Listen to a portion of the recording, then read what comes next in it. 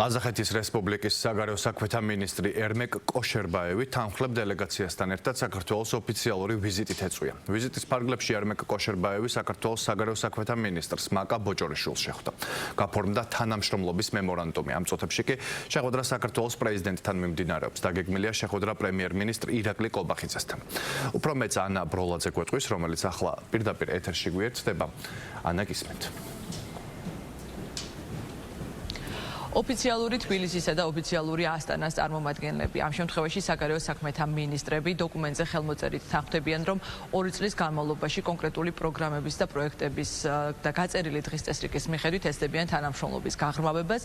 შესაბამის დოკუმენტებს ხელი მოაწერა ორი ქვეყნის საგარეო საქმეთა მინისტრმა და როგორც ქართულმა დიპლომატმა გვითხრა უშუალოდ შეხვედრის დასრულების შემდგომ და ეს შეხვედრები შედგა როგორც პირისპირ ასევე გაფართოებულ ფორმატში, ქართული და ამ შემთხვევაში ყაზახეთის დაინტერესებულია, რომ თანამშრომლობა სტრატეგიული ურთიერთობების დონემდე გაიზარდოს. იმის გათვალისწინებით, რომ ყაზახეთი არის ცენტრალური აზიის სახელმწიფო, იმ მნიშვნელოვანი მარშრუტის, ეგრეთ წოდებული აბრეშუმის გზის შემადგენელი რგოლი, რომლის გავლითაც მათ შორის ცენტრალური აზიიდან წამოსული რესურსები თუ ტვირთები, აზიიდან წამოსული რესურსები და ტვირთები ჩვენ საქართველოს გავლით მიეწოდება თურქეთს და თურქეთის გავლით უკვე ევროკავშირის წევრ სახელმწიფოებს, განსაკუთრებით დღეს შექმნილ გეოპოლიტიკურ მოცემულობაში ეს ვიზიტი საინტერესოა იმის გათვალისწინებითაც, თუ განვიხილავთ და თუ შევხედავთ ამ ვიზიტს გუშინ აზერბაიჯანის პრეზიდენტის სტუმრობის კონტექსტშიც, ვინაიდან გუშინ მოვისმინეთ განცხადებები, რამდენად მნიშვნელოვანია ის მარშრუტები, რომელსაც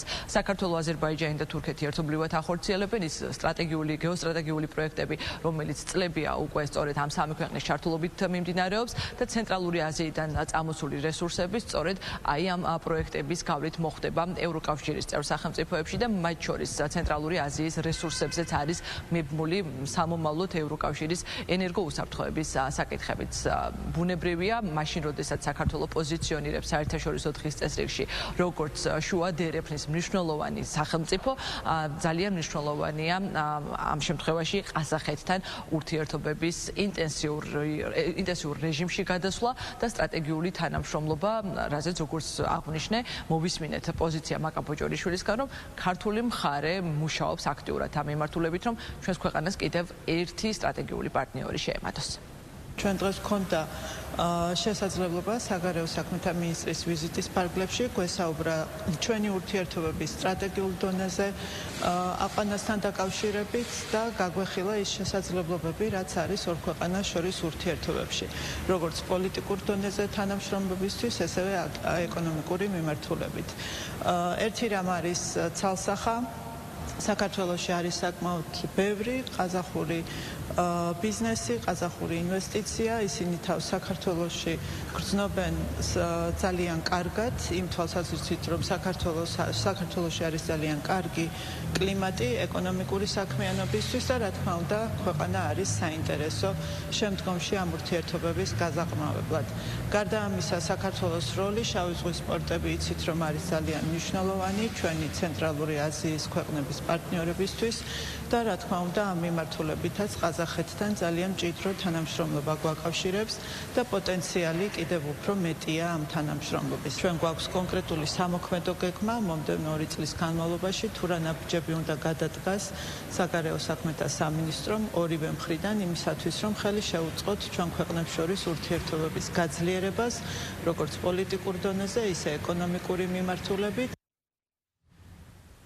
ყაზახეთი არის ერთ-ერთი სახელმწიფო ცენტრალური აზიის ქვეყნებს შორის, რომელსაც არ აქვს ზღვაზე გასასვლელი და საქართველო არის ქვეყანა, რომელიც ზღვაზე გასასვლელის არ მქონე სხვა ქვეყნებს ემსახურება. ასეთი არის სულ 8 სახელმწიფო.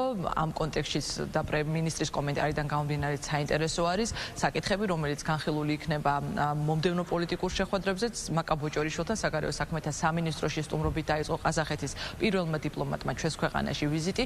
ამ წუთებში ის ხვდება საქართველოს პრეზიდენტს. ამის შემდგომ კი მას უკვე პრემიერ-მინისტრი ირაკლი კობახიძე უმასპინძლებს.